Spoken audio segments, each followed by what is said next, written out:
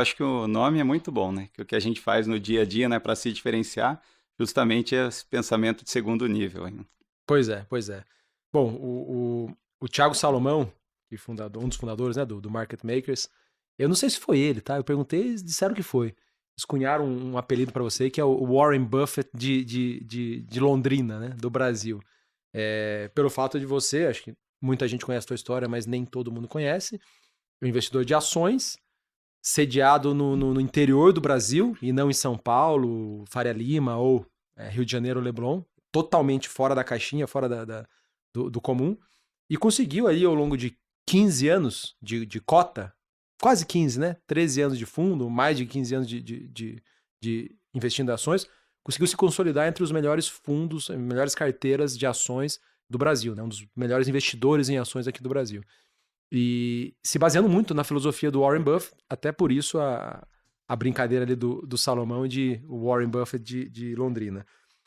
Muita gente fala de Warren Buffett. Quando a gente navega pelas gestoras de ações do Brasil, a imensa maioria das casas tenta copiar, né, a filosofia do Warren Buffett, e poucos vivem como ele, né? Qual foi o momento exato em que você falou, poxa, essa é a filosofia que eu vou seguir? Bom, acho que, de fato, acho que o Salomão é o culpado, né? É só lembrando, né? Eu sou fã do Buffett, né? O Buffett nem sabe que a gente existe. Tenho uma gratidão enorme aí por todos os ensinamentos do Buffett. E eu estava numa palestra e o Salomão estava na plateia contando um pouquinho da minha história e da influência que o Warren Buffett teve, inclusive até para permanecer em Londrina, né? Eu falei, já que o maior investidor da história estava numa cidadezinha como Omaha, longe ali do centro financeiro, eu acho que eu estou em Londrina, acho que eu estou num bom local, né? Mas, assim, a influência do Buffett começou para mim lá em 2001, 2002. Que Eu idade você tinha? estava ali na casa dos 17, 18 anos, uma crise existencial, né, do que eu vou fazer da vida, né? Eu tinha uma facilidade grande na parte de exatas, né, que era onde eu tirava as melhores notas, o que me levava aí para o lado da engenharia, estava em dúvida em administração, né? Muita gente fala que faz administração na dúvida, né? E na época eu já juntava dinheiro, investia desde os 11 anos, e eu estava começando a fazer meus primeiros investimentos em ações. E eu lembro como se fosse hoje, que caiu na minha mão um ranking da Forbes, onde tinha as pessoas mais ricas do mundo. Então, se você olhar ali em 2002, o primeiro lugar era o Bill Gates. Aquilo não era para mim, né, de algum software, alguma Tecnologia. habilidade extraordinária. Mas eu lembro como se fosse hoje o segundo lugar era um tal de Warren Edward Buffett. E quando eu fui ler um pouquinho sobre a história dele, começou a investir com 11 anos de idade. Ele falou muito da filosofia dele, né? Investimento no longo prazo, comprar boas empresas a bons preços, a influência do value investing. Eu achei que era um caminho talvez muito mais fácil e pertinente para mim do que o do Bill Gates. E eu comecei a ler tudo que eu podia sobre Warren Buffett. E eu lembro que o primeiro livro que eu li foi o The Warren Buffett Way, que falava muito daquela filosofia de você tratar as ações não como ações, mas como pedaços de negócios, de você investir para o longo prazo, ter empresas boas, rentáveis, com boas perspectivas, baixo endividamento, gerido por pessoas honestas e competentes. Tirava totalmente aquela vontade assim de fazer trade, de se alavancar, mexer com derivativos. Então, acho que eu tive uma sorte enorme, um atalho de começar, eu acho que da maneira certa, desde o início, né? Então eu tive bons resultados assim com meus investimentos desde então, que me levou no futuro, né, a abrir o clube de investimento, a gestora, enfim. Então lá foi o primeiro contato aí com o Buffett, sou super grato, hein? Entendi. A estratégia do Buffett, ela é relativamente simples de ler, mas ela não é fácil de implementar. Qual foi o maior desafio de aplicar as estratégias do Buffett no Brasil? Bom, vamos lá. Ou qual foi não, né? Qual é? Porque você ainda aplica, né? Quando você começa a ler a história do Buffett, você vê quantos negócios maravilhosos ele se tornou sócio, né? Como o Gillette, Coca-Cola e vários outros. E você olha para o Brasil, primeiro que você não tem lá 6 mil empresas para olhar, você tem umas 400, com mínimo de liquidez e governança umas 250. Então não dá para você ser tão seletivo que muitas vezes você não vai encontrar nenhuma empresa.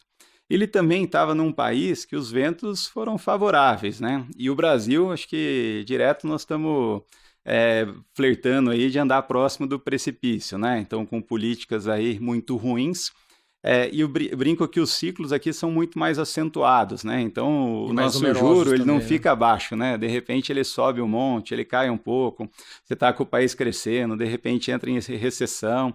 Então, as incertezas são muito grandes. Então, eu diria que a gente teve que adaptar um pouco, de não ser tão seletivo assim. Eu acho que exigir uma margem de segurança maior por estar investindo no Brasil. Você tem que ter um retorno mais alto, senão não faz sentido. Eu acho que você tem que acompanhar muito bem um pouquinho o macro, o que está acontecendo no momento de se posicionar. Então, não dá para comentar igual o Buffett, assim, que o macro não importa muito, que as coisas vão dar certo. Então, eu acho que a gente tem que tropicalizar um pouco. Mas a essência, né, do value investing, né, a lógica funciona muito bem. Qualquer oportunidade de investimento só é interessante quando você entende que o valor daquela oportunidade daquela empresa é muito maior do que o preço que você está pagando. Eu acho que com isso a gente tem uma boa margem de segurança. Se eu acho que aquela empresa deveria valer algo como 2 bilhões de reais, valor de mercado, e por algum motivo o preço das ações multiplicado pela quantidade de ações está avaliando ela em torno de 1 bi, eu acho que eu tenho uma boa oportunidade. Se eu tiver errado e não valer 2 bilhões, valer 1,5 bilhão, ainda assim eu vou ganhar dinheiro ou não perder.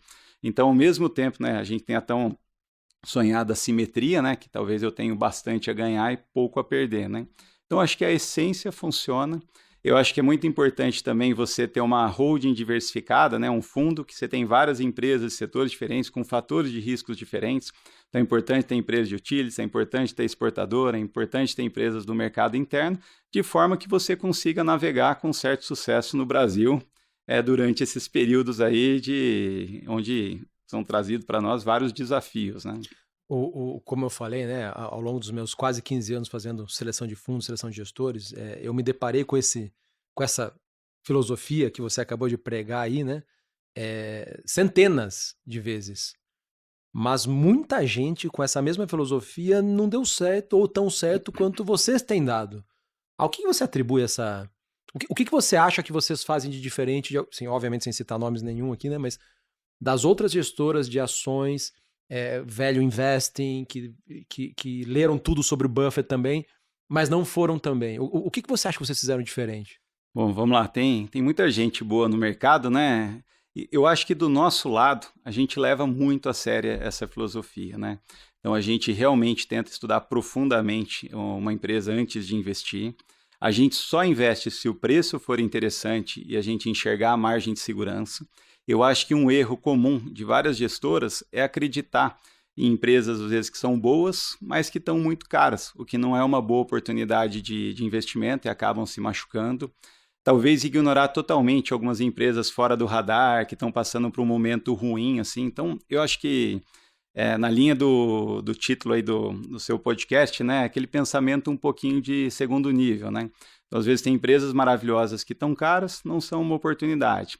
Tem empresas, às vezes, boas, mas o preço está muito interessante, que no caso são boas oportunidades. E tem empresas que não são tão boas, mas o preço está tão interessante que você pensa que essa empresa assim, ela vale mais morta do que viva, assim, de tanto valor que ela tem, seja nos seus ativos, seja se as coisas melhorarem, né?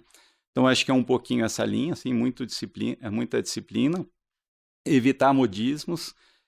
Eu acho que é difícil, né? Por definição, para você investir, você tem que comprar na baixa e vender na alta, né? Sim. Eu não sou um grafista, mas para você comprar na baixa, muitas vezes é porque tem uma nuvem preta, seja naquela empresa, naquele setor, aquela empresa não é muito popular, a maioria dos investidores não gostam, não olham, então você tem que ser um pouquinho do contra para estar olhando para aquela oportunidade, quando ninguém está olhando, para você conseguir comprar num preço muito interessante.